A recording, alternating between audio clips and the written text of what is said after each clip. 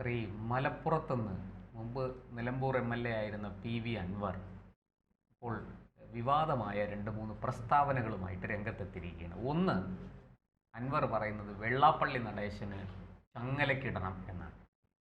രണ്ടാമത്തെ കാര്യം, അദ്ദേഹം ഇപ്പോൾ തൃണമൂൽ കോൺഗ്രസ്സിലാണല്ലോ. അപ്പോൾ കോഴിക്കോട്, മലപ്പുറം, പാലക്കാട്, എറണാകുളം, തിരുവനന്തപുരം ഇങ്ങനെയുള്ള ജില്ലകൾ വിഭജിക്കണം എന്നാണ് അൻവർ ഇപ്പോൾ ആവശ്യപ്പെടുന്നത്. ഇവിടെയെല്ലാം ജനസംഖ്യ ക്രമാതീതമായി വർദ്ധിച്ചിരിക്കുന്നു. 40 വർഷമായിട്ട് കേരളത്തിൽ ജില്ല വിഭജനം നടക്കുന്നില്ല.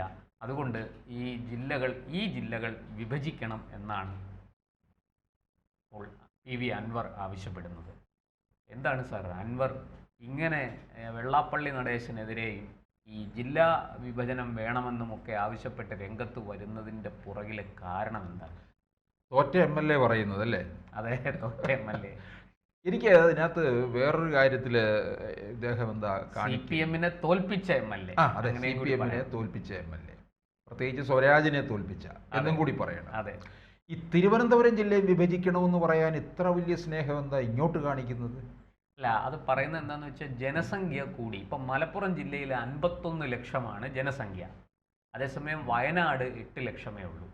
അപ്പോൾ വയനാട് ജില്ലയ്ക്ക് ഒരു കളക്ടറുണ്ട്, മലപ്പുറം ജില്ലയ്ക്ക് ഒരു കളക്ടറുണ്ട്. അപ്പോൾ 51 ലക്ഷം പേരുടെ വെൽഫെയർ അന്വേഷിക്കാൻ ഒരു കളക്ടറും 8 ലക്ഷം പേരുടെ വെൽഫെയർ അന്വേഷിക്കാൻ മറ്റൊരു കളക്ടർ. ഈ ഒരു വ്യത്യാസമാണ് അൻവർ ചൂണ്ടിക്കാണിക്കുന്നത്. നമുക്ക് കേൾക്കുമ്പോൾ അതിനകത്തൊരു യുക്തി തോന്നും, പക്ഷേ അതിനുള്ളിൽ വേറെ ചില അപകടങ്ങൾ ഒളിഞ്ഞിരിപ്പുണ്ട്.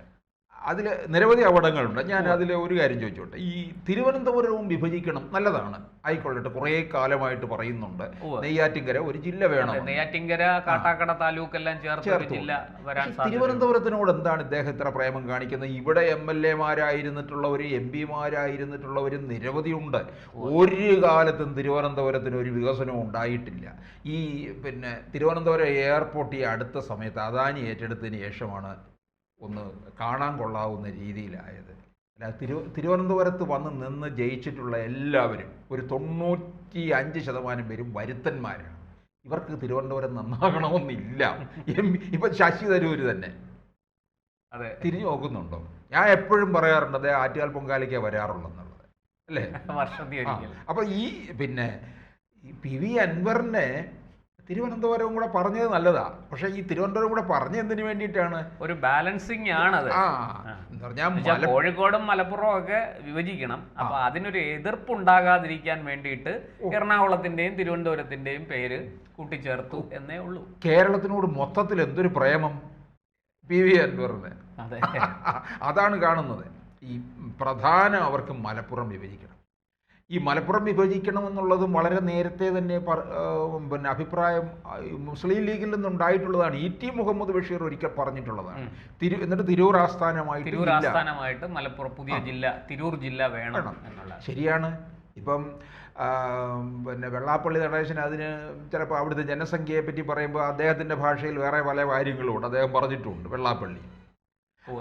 അപ്പോൾ ഈ ഇത്തരത്തിൽ ജില്ലാ വിഭജനം ഇത് ഉണ്ടാകുന്ന അപകടം അൻവർ ഇപ്പം ഇത് പറഞ്ഞിരിക്കുന്നത് മറ്റ് ചില സമുദായ നേതാക്കന്മാരെ ഇത് ചൊടിപ്പിക്കും. നോക്കിക്കോ. കാരണം എന്തായാലും അൻവർ ലീഗിനോടൊപ്പം ചേർന്ന് UDFിലേക്ക് വരും, അല്ലെങ്കിൽ UDFിനെ ഒരു ഘടകകക്ഷിയായിട്ട് തൃണമൂൽ കോൺഗ്രസിനെ നിർത്തിക്കൊണ്ട് വരികയോ ചെയ്യും. ഇപ്പോഴേ കയറി ഇത് പറഞ്ഞു കഴിഞ്ഞാൽ ഇതൊരു ലീഗിൻ്റെ സ്വരമായിട്ട് എപ്പോഴും ഇത് കാണുന്നുള്ളൂ. മലപ്പുറം വിഭജിക്കണമെന്ന് പറയുമ്പോൾ അപ്പോൾ ലീഗിന്റെ മാത്രമല്ല സാർ, അതിനകത്ത് വെൽഫെയർ പാർട്ടിയുടെ ഉണ്ട്, ജമാഅത്ത് ഇസ്ലാമി, പോപ്പുലർ ഫ്രണ്ട് ഉണ്ട്. ഇങ്ങനെയുള്ള സകലമാന മുള്ളു മുരുക്ക് മൂർക്കം പാമ്പ് എന്ന് പറയുന്നത് പോലത്തെ സകല സാധനങ്ങളുടെ ഒരു ആവശ്യമാണ് ഈ മലപ്പുറം ജില്ല വിഭജിച്ച് തിരൂർ ജില്ല കൂടെ ഉണ്ടാക്കണം എന്നുള്ളത്. അപ്പോൾ അത് അപകടത്തിൽ പോകും. കാരണം NSS, SNDP ആയാലും മറ്റ് സമുദായ നേതാക്കന്മാരൊക്കെ തന്നെ UDFിൽ നിന്ന് അകലും. അല്ല സാർ, അതിനകത്ത് മറ്റൊരു അപകടം കൂടെ ഉണ്ട്. ഇന്ന് മലപ്പുറം ജില്ല വിഭജിക്കണം എന്ന് പറയുന്നവർ നാളെ കേരളം വിഭജിക്കണം എന്ന് പറയും. എന്നിട്ട് കോഴിക്കോട് ആസ്ഥാനമാക്കി പുതിയൊരു സംസ്ഥാനം വേണം എന്ന് ആവശ്യപ്പെടും. അങ്ങനെ ഒരു അപകടം അതിനകത്തുണ്ട്. പിന്നെ എന്തിനാണ് ഈ ഐക്യ കേരളത്തിന് വേണ്ടി നമ്മൾ ഇത്രയും വലിയ സമരം ചെയ്തത്, ത്യാഗം സഹിച്ചത്, ഈ കന്യാകുമാരി ജില്ല നമ്മൾ വിട്ടുകൊടുത്തത്? ഒക്കെ അതുപോലെ തെങ്കാശി നമ്മൾ വിട്ടുകൊടുത്തതൊക്കെ എന്തിനു വേണ്ടിയിട്ടായിരുന്നു എന്ന് 2047 രാജ്യം ഇസ്ലാമിക രാഷ്ട്രമാക്കുമെന്നും പറഞ്ഞ് കുറെ പേര് ഇറങ്ങിയിട്ടുണ്ടല്ലോ. അതെ. അപ്പൊ ആ കൂട്ടത്തില് ഈ കേരളത്തെ വിഭജിച്ച് മലപ്പുറത്തൊരു അതെ ഈ സംസ്ഥാനമാക്കി വളരെ തന്ത്രപരമായിട്ട് മലപ്പുറം ജില്ല ഉണ്ടാക്കിയെടുത്തു. എന്നിട്ട് ആ മലപ്പുറം ജില്ലയിൽ ഒരു എയർപോർട്ട് വന്നു. കോഴിക്കോട് എയർപോർട്ട് എന്നാണ് പറയുന്നതെങ്കിലും സ്ഥിതി ചെയ്യുന്നത് മലപ്പുറം ജില്ലയിലാണ്, അല്ലെങ്കിൽ കോഴിക്കോട് മലപ്പുറം ബോർഡറിലാണ്. ഇങ്ങനെയൊക്കെയുള്ള ഒരുപാട് തന്ത്രപരമായ നീക്കങ്ങൾ അതിനകത്ത് നടന്നത്, അത് ഒരു രാഷ്ട്രീയത്തിൻ്റെ മറവിലൊക്കെ അതങ്ങ് പോയെങ്കിലും അതിൻ്റെ ഉള്ളിലെ ചില അജണ്ടകൾ പലപ്പോഴും പുറത്തു വന്നിട്ടുണ്ട്, പലപ്പോഴും അത് ചർച്ച ചെയ്യപ്പെട്ടിട്ടുണ്ട്. ഈ മലപ്പുറം അത് ഇത്രയും ജില്ലകൾ വിഭജിക്കണമെന്ന് പറഞ്ഞ അൻവർ വേറൊരു കാര്യം കൂടി പറയുന്നുണ്ട്. അതായത് പിന്നെ UDFൻ്റെ ഗുഡ് ബുക്കിൽ കയറണം, VD സതീശൻ്റെ ഗുഡ് ബുക്കിലാകണം എന്നുള്ളത് കൊണ്ട് വെള്ളാപ്പള്ളി VD സതീശനെ എതിർത്ത് പറഞ്ഞതിനെതിരെ വെള്ളാപ്പള്ളിക്കെതിരെയും PV അൻവർ ഇതിനകത്ത് കൂട്ടിച്ചേർത്തിട്ടുണ്ട്. ചങ്ങലക്കിടണം എന്ന് പറഞ്ഞിരിക്കുന്നു. അപ്പോൾ എന്താണ്, VD സതീശൻ ആണല്ലോ പിന്നെ ഇദ്ദേഹത്തെ നിലമ്പൂർ ഉപതെരഞ്ഞെടുപ്പ് സമയത്ത് മുറ്റത്ത് നിർത്തിയത്, വീട്ടിനകത്തോട്ട് കയറ്റിയില്ലല്ലോ. അപ്പം ഇപ്പോൾ പതുക്കെ VD സതീശനുമായിട്ടൊന്ന് അടുത്ത് സതീശനൊന്ന് മയപ്പെടുന്നെങ്കിൽ മയപ്പെടട്ടെ. കാരണം സതീശൻ ഇപ്പൊ എന്തുകൊണ്ടും സതീശനായിരിക്കാം സാധ്യത എന്നുള്ള രീതിയിൽ അങ്ങനെ നിൽക്കുകയാണ്. പക്ഷേ അപ്പം ഇനി വേറൊരു കാര്യമുണ്ട്. നമ്മളെപ്പോഴും പറയാറുണ്ട്, മുസ്ലിം ലീഗ് UDF അധികാരത്തിൽ വന്നാൽ മുസ്ലിം ലീഗ് വലിയ അപ്രമാദിത്വം കാണിക്കും, ഉറപ്പാണ്. അവർക്ക് 2011 5 മന്ത്രിമാരെ കിട്ടിയെങ്കിൽ 2026 അധികാരത്തിൽ വരികയാണെങ്കിൽ അവർക്ക് 6 മന്ത്രിമാർ പ്ലസ് ഉപമുഖ്യമന്ത്രിയിലേക്കും പോകും.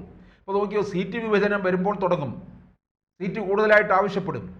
ഇപ്പൊ ഇവരുടെ ഈ മുസ്ലിം ലീഗിന്റെ ഒക്കെ തന്നെ പിന്തുണയോടുകൂടി മാത്രമാണ് വടക്കൻ കേരളത്തിലെ ഈ കോൺഗ്രസ്സുകാരൊക്കെ ജയിച്ചു പോകുന്നത്. നിലനിൽക്കുന്നത് തന്നെ അങ്ങനെയാണ്. പോയിട്ട് കോൺഗ്രസ് അവിടെ നിലനിൽക്കുന്നത് പോലും മുസ്ലിം ലീഗിന്റെ പച്ചയിലാണ്. ഇപ്പം നിലമ്പൂരിലെ വലിയ വിജയം പോലും ഫുൾ ക്രെഡിറ്റ് ലീഗിന്, പ്രത്യേകിച്ച് കുഞ്ഞാലിക്കുട്ടിക്ക് കൊടുക്കണം. ഇത് കുഞ്ഞാലിക്കുട്ടിക്ക് ഷൗക്കത്തിനോടുള്ള പ്രേമം കൊണ്ടൊന്നുമല്ല, കേരളം മുഴുവൻ UDFൻ്റെ പിന്നിൽ അണിനിരന്നിരിക്കുന്നു എന്ന് നിലമ്പൂരിലൂടെ കാണിച്ചു കൊടുക്കുകയാണ് ഈ മുസ്ലിം ലീഗ് ചെയ്തത്. അപ്പോൾ അതിൻ്റെ തുടർച്ച ഇങ്ങോട്ട് 26-ലും ഉണ്ടാകണം. അപ്പോൾ 26-ൽ വരുമ്പോൾ ഇത് വലിയ പ്രശ്നത്തിലേക്ക് കടക്കും. നോക്കിയോ, ഉറപ്പാണ് ജില്ലാ വിഭജനം ഉണ്ടാകും. PV അൻവർ അല്ല, ജില്ലാ വിഭജനം സംഭവിക്കാനുള്ള സാധ്യതയുണ്ട്. കാരണം 40 വർഷമായി ജില്ലകളൊന്നും രൂപീകരിച്ചിട്ടില്ല. തമിഴ്നാട് പിന്നെ അവിടെയും 14 ഇപ്പൊ 39 അല്ല 19 ജില്ല ഉണ്ടായിരുന്നത് ഇപ്പോൾ 39 അതുപോലെ പല സ്ഥലത്തും നമുക്കറിയാം സംസ്ഥാനങ്ങൾ തന്നെ ഹരിയാനയിൽ പറയുന്നുണ്ട്. ഹരിയാന പണ്ട് മധ്യപ്രദേശ് കിടന്നത് മധ്യപ്രദേശിൽ നിന്ന് ഏറ്റവും വലിയ സംസ്ഥാനമായിട്ടുള്ള, അതെ, ബീഹാറിൽ നിന്ന് വെട്ടിമുറിച്ച് പുതിയ സംസ്ഥാനം ജാർഖണ്ഡ് ഉണ്ടായി, അതുപോലെ ഉത്തരാഖണ്ഡ് ഉണ്ടായി. അങ്ങനെയൊക്കെ ഉള്ളത് നമ്മൾ കാണുന്നുണ്ട്. അത് ഭരണപരമായ സൗകര്യത്തിന് വേണ്ടി ചെയ്യുന്നതാണ്.